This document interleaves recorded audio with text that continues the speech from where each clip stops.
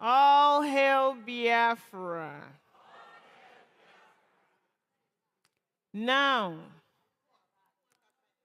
it is our honor, our collective honor, to welcome Michael Rubin from the American Enterprise Institute to talk to us about issues relating our freedom.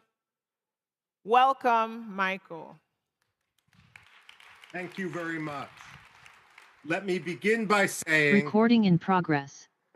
Let me begin by saying Biafra exists. Biafra exists.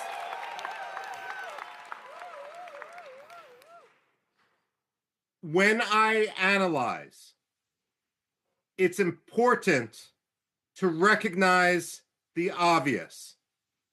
It's willful blindness to embrace some of the excuses which the West uses to avoid discussing the autonomy, the freedom, the liberty, and the independence of Biafra.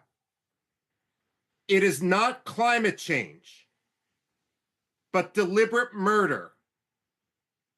Climate change doesn't hire Fulani gangs to rape and murder in Biafra. The authorities in Abuja do. And we need to recognize that reality. Too often, the State Department, the European Union, the African Union defer to the powerful against the weak. But that's not how human rights work. When it comes to the abuses of the Nigerian government, they must be held to account. When Secretary of State Antony Blinken met with Muhammadu Buhari, the former president of Nigeria and a war criminal from the days of the first Biafra genocide, he took Nigeria off the State Department's religious freedom watch list. The United States and all other countries must calibrate our policies towards the reality of the way things are, rather than the way we wish things would be. The fact of the matter is, on any watch list for religious freedom, Nigeria should be on its blacklist. It should be its worst tier, because reality cannot be ignored, nor should human rights of all those in Biafra be swept under the bus. Frankly, if Nigeria spent as much energy hunting the perpetrators of violence against the Igbo as they do pressuring Finland to punish the free speech of Biafra's leaders, Nigeria would be a much better place. Unfortunately, rather than reform, rather than embrace liberty, rather than embrace self-determination, Nigeria seems to embrace transnational repression. And that is why all Biafra activists in Finland should be free. Now, a lot of people will look at Biafra and say, you know, we've never heard of Biafra. That reflects their ignorance and their ignorance of history rather than the necessary reality. But then you will have some naysayers who will say, why are you declaring independence, redeclaring independence in Finland rather than in Biafra itself? And again, that reflects an ignorance of history for those who might criticize. After all, Czechoslovakia declared its independence in Washington, D.C., right near where I sit now. And no one suggested that the Czechs and the Slovaks didn't deserve their freedom. The fact of the matter is, when one faces a lethal threat and lethal repression, you need to assert your freedom wherever you may be, but that doesn't forfeit your rights to your homeland. So, when it comes to Biafra, what I see is everything being done right.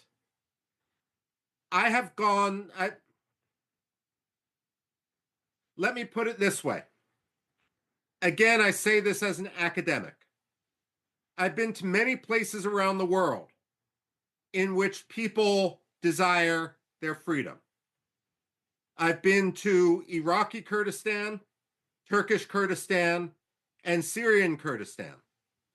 And I've written a book where, while I empathize with the Kurds, they are not yet ready for independence because they have not taken the basic steps to form a unitary government that can step into the vacuum on day one and lead their people. That is something that the Biafrans have, a mistake the Biafrans have not made. What I see today with the organization of the Biafrans has been absolutely and completely admirable. You are not simply symbolically declaring independence. You are setting in motion a government which can take over all functions of the government. Now, some people may complain that Biafra now has its own army, and they may say that is a terrorist action. They are wrong. It is the job of any government to monopolize the use of force within its territory. The Nigerian army is the occupying army right now. Its job is not to monopolize the use of force within Biafra, because they have shown when they use force, they use it not for security, but to perpetrate insecurity. They use it to murder, they use it to rape, they use it to charter buses, to bring in militias, so that people, naive people, may believe that they have nothing to do with what is going on in the region. Now, I'm a historian by training, which means I get paid to predict the past. Also, speaking of pay, let me be clear. I am receiving nothing for my advocacy for Biafra. I have been offered nothing, I have demanded nothing, and I am receiving nothing. Nor would it even be legal for me to accept money from anyone.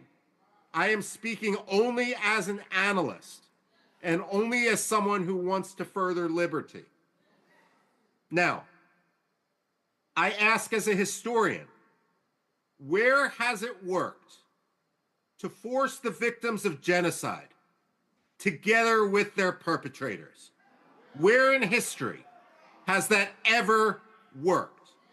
Aggressors must understand that if they turn to genocide, they will always lose. The fact of the matter is, Nigeria lost Biafra in 1967.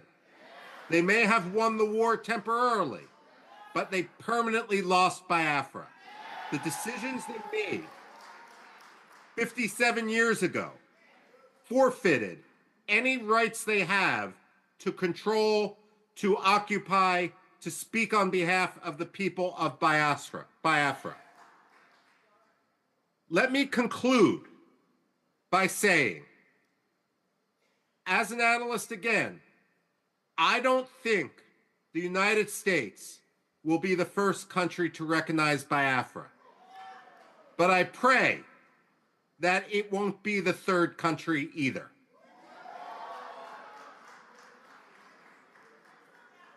Biafra to move from Finland and to lobby vociferously, night and day, in order to ensure that the African Union recognizes that Biafra is already more organized, already more capable of statehood, already will have a higher standard of living, already will be at peace with itself and its neighbors more than many other African countries.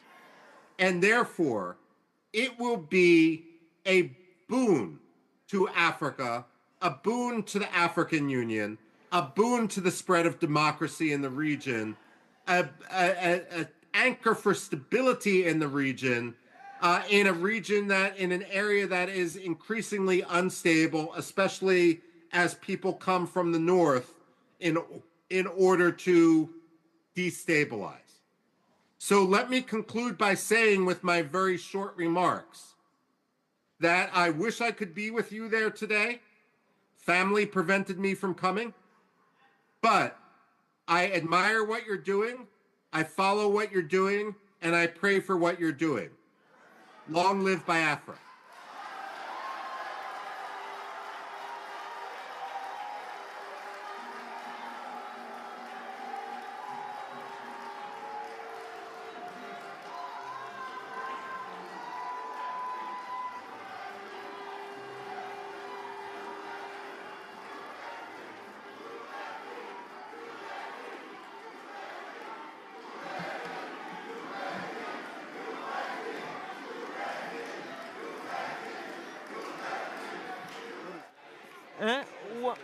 I think Agazie, yeah. It's now. Okay. Would there be questions for Michael? Let me ask. Hey, Michael, thank you so much. Thank you. Thank you so much. I am sure that they are listening. I am sure that the West is listening. Michael, I am sure the White House is listening. So, Michael, are you open to take one or two questions? If not, yes, absolutely. Okay, thank you. So, does anyone have a serious question for Mr. Michael?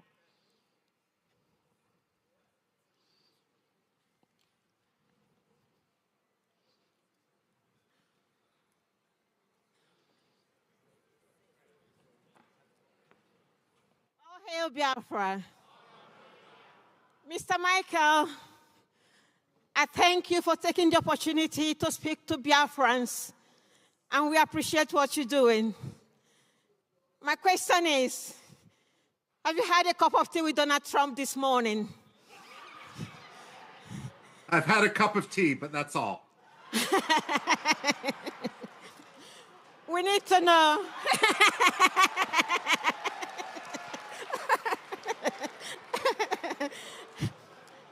We need to know, with your own experience, what do you think Donald Trump will be saying at this moment? Let me put it this way.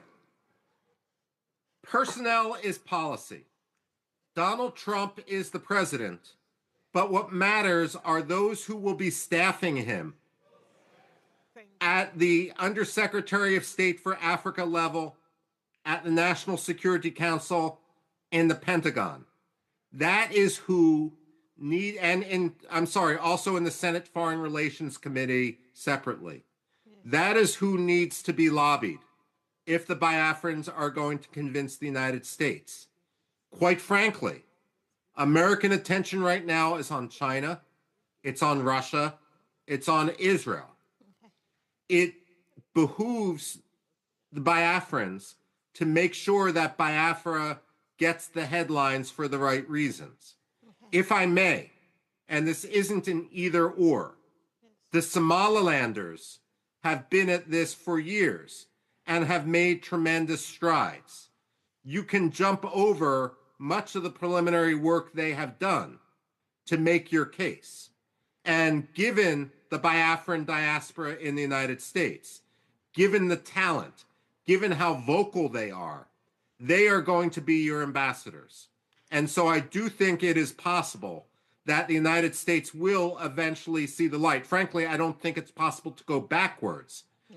But as Winston Churchill once said, the United States always does the right thing.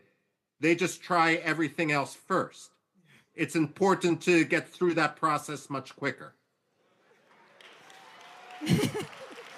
Thank you very much. Sorry, I didn't introduce myself. My name is Sister Dominica Oleune. I'm from Olo State. Thank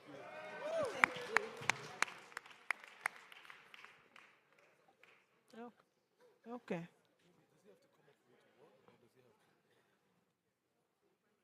Yeah. Okay. Do you want to take it to him? Thank you.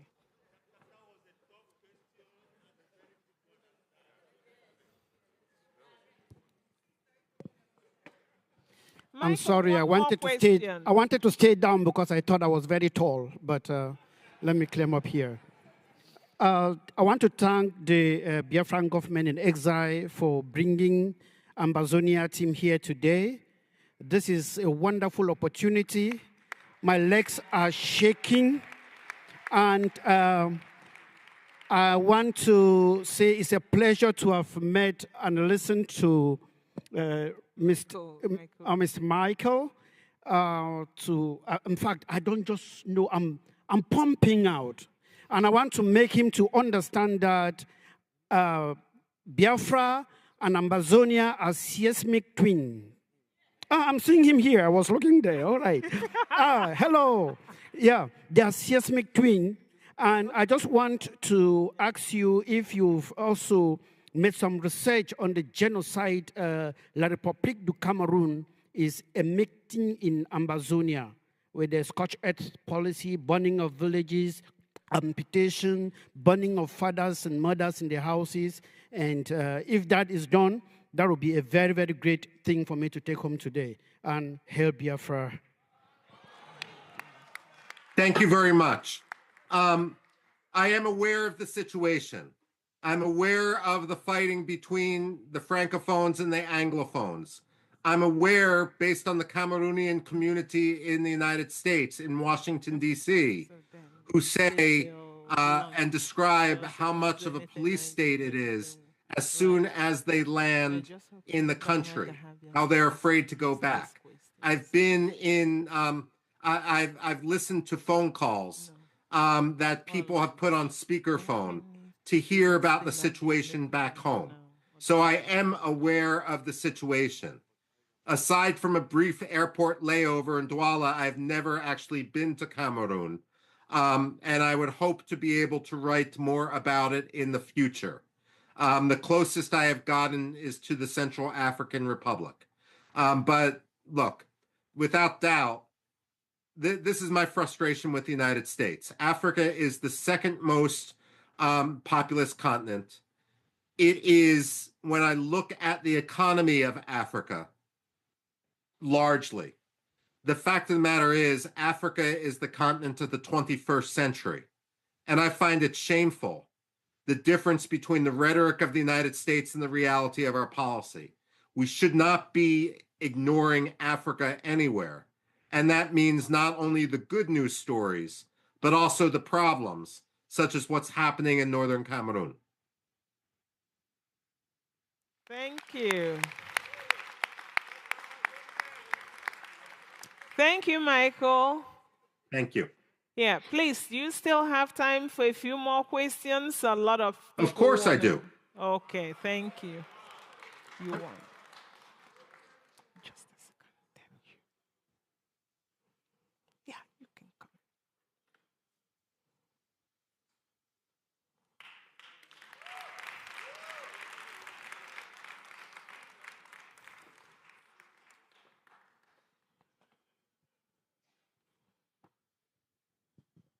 Good day, Michael. Good day. How are you doing? Very good, thank you. My name is Dr. Ngozi Orobweze. I am the Chief of Staff to the United States of Biafra.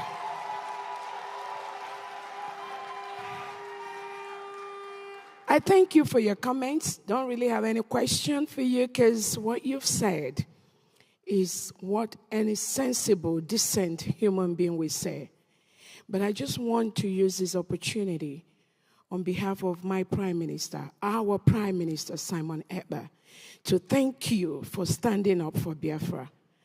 Please continue to do what you're doing for us. Biafrans and generations unborn will be very, very kind to you. That's all I need to say. Thank you so much. Thank you so much, and I pray that we will be able to see him in person soon, free from Finnish prison. Thank you.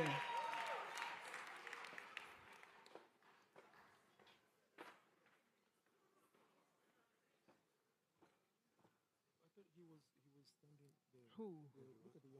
Who? Oh, this one? Okay. So, Michael, we have a young man who wants to speak to you from the perspective of the youth of Biafra. Thank you. Hello, Michael. How are you doing today? Pretty good, thank you so much. That's good. So my name is Chimuchem Anyomre.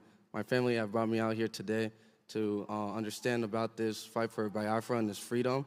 And my question is there any way or any advice that you can give to us to be able to, influence the other young students or young people who want to try and at least contribute or try and help out spreading the word and trying to get a lot of people to get involved with this freedom for our Biafra and everything?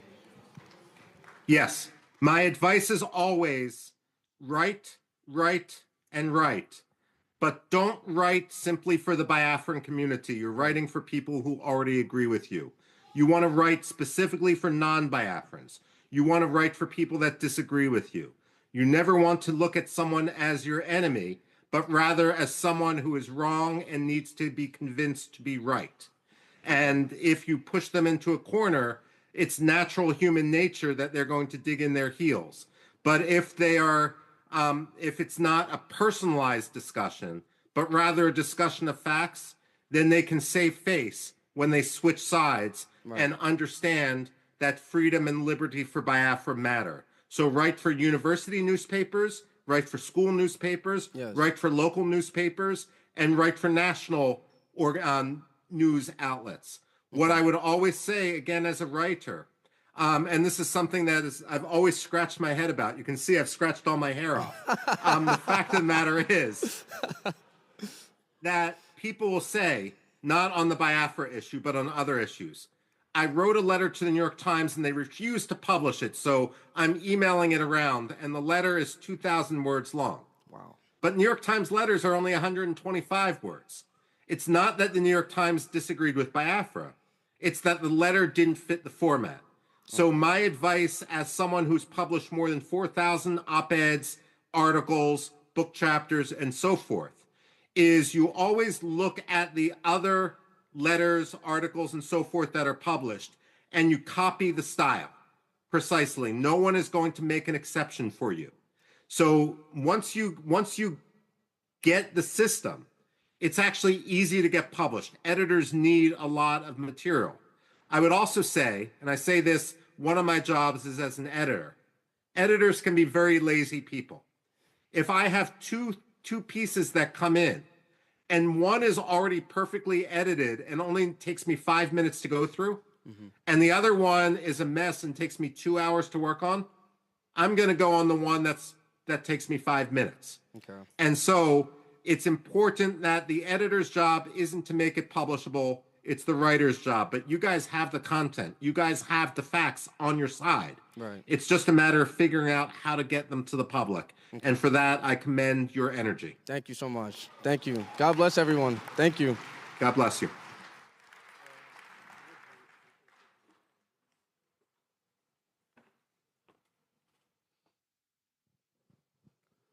Thank you, Mr. Michael, for your support. My question is, why do you think the West, who always clamor for human rights, prefer to partner with these repressive regimes in Africa at the expense of human life? You know, it's a great question. And it's something that's frustrated me in other contexts. First of all, there's two types of it. Let me put it this way. When George Shultz was the United States Secretary of State under Ronald Reagan, whenever a new U.S. ambassador would be nominated to go to a different country, George Shultz always invited him into his office on the 7th floor of the State Department, and he had a big globe there. And he would tell the ambassador nominee, show me your country. And God forbid if that ambassador pointed to Gabon or Senegal or Somalia or Kenya, George Shultz would say, no, never forget that your country is the United States of America. The point of this is that some ambassadors believe that they are successful if they have good relations with the country to which they are sent. But that's not the job of the ambassador to be liked by the president, the prime minister, or the dictator. It's the job of the president to advocate for United States national interests. And I would argue that United States national interests are at their strongest when they are backed by liberty and moral clarity. So rather than have an ambassador who simply wants to have good personal relations with an undemocratic leader and therefore endorses undemocratic things or ignores real problems, it's essential that we stand with moral clarity, even if it makes for an uncomfortable meeting. This is why personally, and I wrote about it at the time, I was so disappointed when Secretary of State Antony Blinken, a man who based his legitimacy at his Senate confirmation on the fact that his father-in-law was a Holocaust survivor, when he ignored and took, when he sat with Muhammadu Buhari and when he took Nigeria off the Religious Freedom Watch list. You know, politicians and diplomats don't like to be criticized. And when you see such hypocrisy, if you write about it, and I'm going to the previous question now, that is something which they will notice. They may not want to admit that they are making a mistake, but they will read the criticism and hopefully not make the same mistake twice. So part of the problem is the culture of the American State Department and frankly, the British Foreign Office and so forth.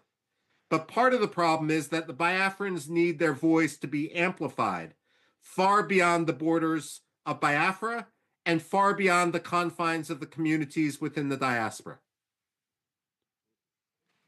Thank you, Michael. No. Last question.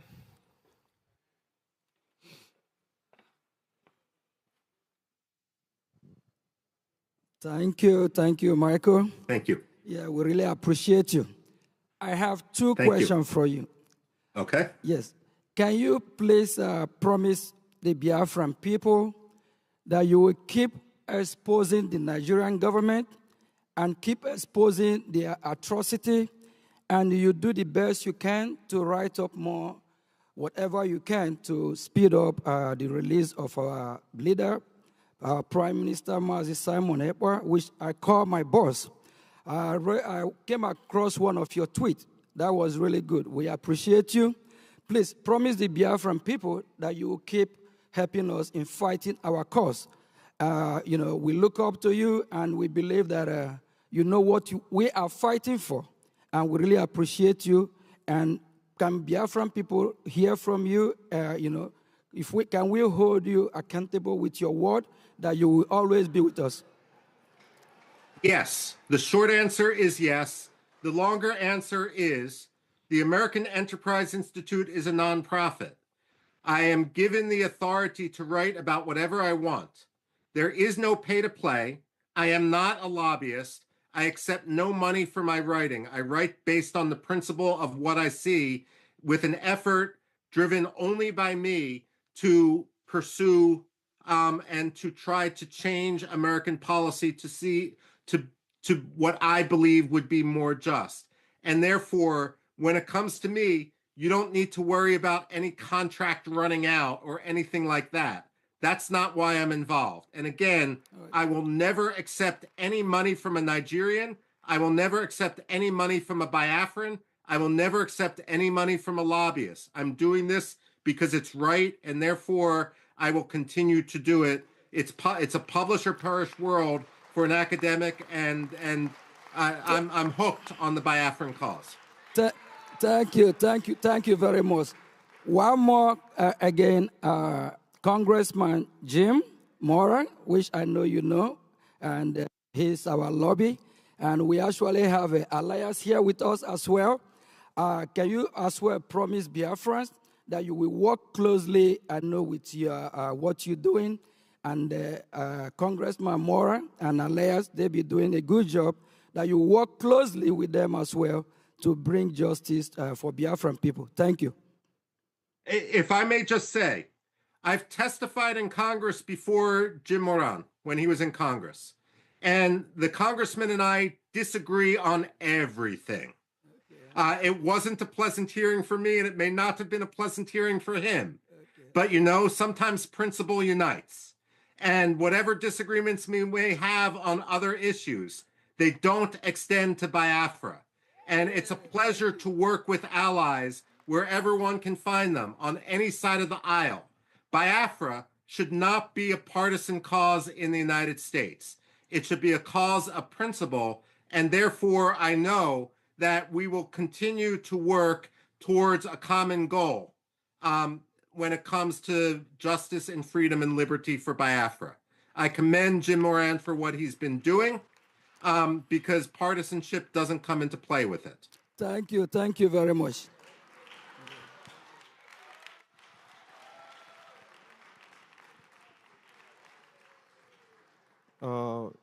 Mr. Rubin, thank you very much for your commitment in putting the truth out there to the public. On behalf of the Prime Minister, as the government representative in Europe, and I also live in Finland here, in your own words, what would you tell the Finnish authorities right now in regards to the allegations of incitement by our Honorable Prime Minister? You know, Finland's got to be on the right side of history. Finland especially should live up to its status, its claim as being the freest country on earth. That's what Freedom House ranked it as. And right now they're endangering their status. I should note that this isn't just a Nigeria-Finland issue. When there was an argument, when there was an effort for Finland and Sweden to join NATO, Turkey tried to blackmail both, but mostly Sweden, in order to betray Kurds, and Kurdish dissidents and Kurdish free speech in Sweden, in order to get Recep Tayyip Erdogan to drop his objection to Sweden's accession to NATO. And in the end, Sweden betrayed its principles. And Recep Tayyip Erdogan, while he allowed Sweden in NATO, gratuitously humiliated Sweden. Finland should not allow itself to be gratuitously humiliated by a country that violates religious freedom, by a country that violates democracy, by a country that has been guilty of genocide. Finland must be better, and they must recognize that they should not be an arm of transnational repression.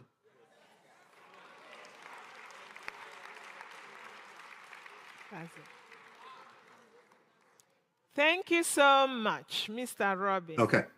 This concludes our session. Thank you. Thank you.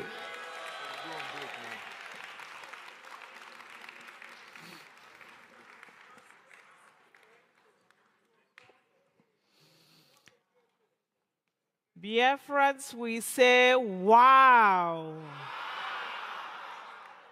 We say, wow.